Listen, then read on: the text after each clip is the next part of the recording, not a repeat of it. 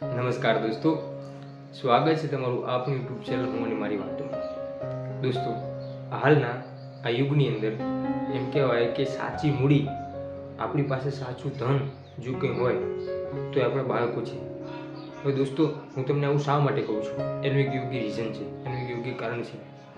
હાલના hard and fast જમાનાની અંદર જ્યારે આજનું યુવાધન ખોટે માર્ગે જઈ રહ્યું છે, ખરાબ કામો કરી રહ્યું છે, ત્યારે આજની આ હાર્ડ એન્ડ ફાસ્ટ જનરેશન આપણું બાળક આપણે કેવી રીતે સાચવવું, આપણા બાળકની કેળવણી આપણે કેવી રીતે કરવી, આપણા બાળકનું શિક્ષણ આપણે એને કેવી રીતે આપવું, એની પાછળ શું ધ્યાન આપવું, એ મા બાપની પૂરેપૂરી ફરજ છે. અને મા બાપ જો એની પોતાની પૂરેપૂરી ફરજ એ બાળક પ્રત્યે નિભાવે છે, એ બાળક ઉપર પૂરતું ધ્યાન આપે છે, તો હું નથી માનતો કે એ બાળક કોઈ પણ ખોટા માર્ગે જાય.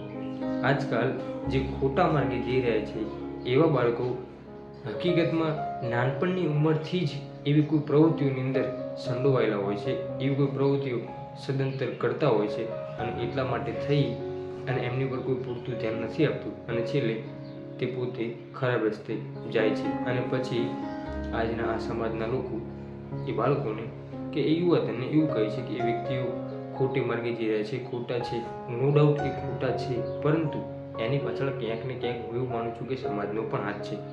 જો એમની પર પૂરતું ધ્યાન આપવામાં આવ્યું હોય તો આજે સાચા વે ઉપર, રાઈટ વે ઉપર હોય.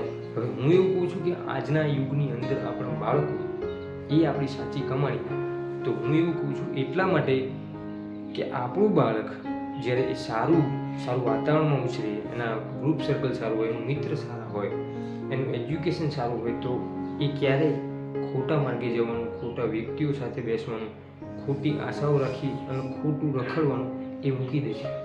આજના જમાનાની અંદર પૈસા હોય, તમારી પાસે સંપત્તિ હોય એટલે એવું નહીં માનવું કે આપણે ધનવાન.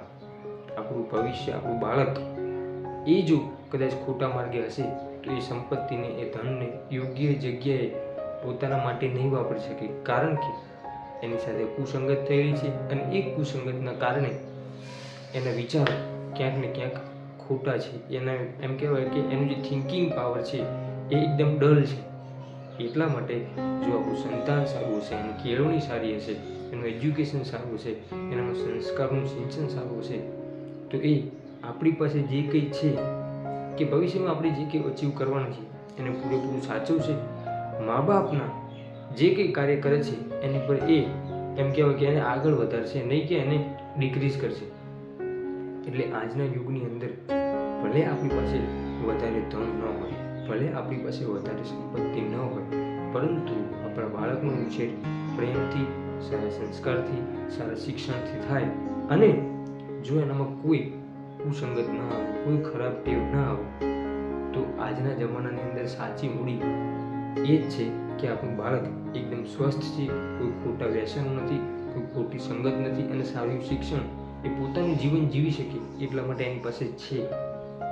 આવું જો આપણું બાળક હોય તો આજના જમાનાની અંદર, હાલના યુગની અંદર એ એક સાચી સંપત્તિ છે, એક સાચી મૂડી છે.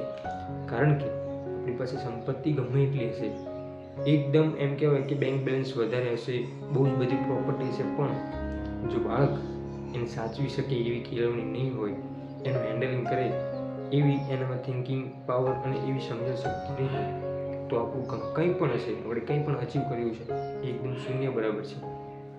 માટે આજના જમાનાની અંદર આપણું બાળક એ જ સાચી મૂડી છે. હું દરેક યુવાને, દરેક જે શ્રોતાગણ, મારું યુવાન મિત્રો મારું જે વિડીયો જોઈ રહ્યા છે એમને હું એક કરબદ્ધ પ્રાર્થના કરીશ કે દોસ્તો, વ્યસનથી દૂર રહેજો. વ્યસન, આજે કરેલું વ્યસન આપણને આપણી ઉંમર જ્યારે મોટી થશે ત્યારે ખૂબ જ તકલીફ આપશે, આપણા પરિવારને તકલીફ આપશે, શારીરિક, આર્થિક અને માનસિક ત્રણેય રીતે નુકસાન થશે.